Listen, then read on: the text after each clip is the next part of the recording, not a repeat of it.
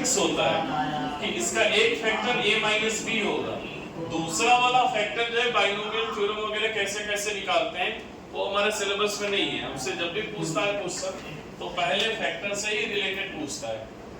तो अगर n odd है तो इसको पावर 3 देके सोचिएगा कि कौन सा फैक्टर बनता था, उसमें a माइनस बी ही बनेगा। अगर n इवन है तो इवन का एग्जांपल जरा सोचिए।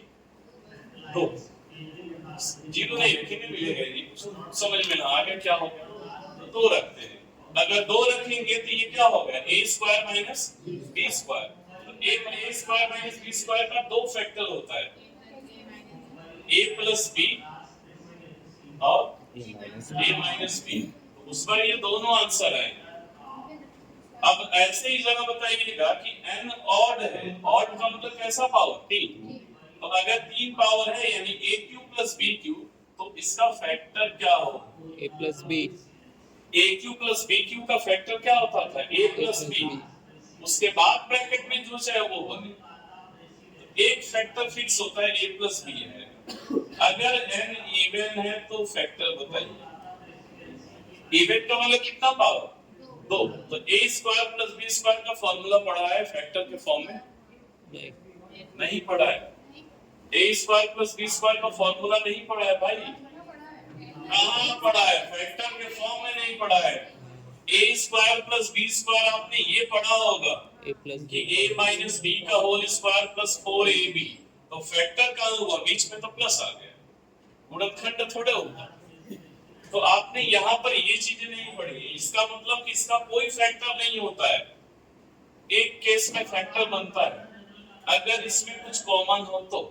जैसे कि अगर हम लिख दें यहाँ पर कि 15 के पावर 20 और माइनस 10 के पावर 20, इसके बेस में क्या कॉमन है? 5। इसको आप लिख सकते हैं 5 गुणे 3, 15 हो गया। और पावर में क्या लिखेंगे? 20। किसके पावर में?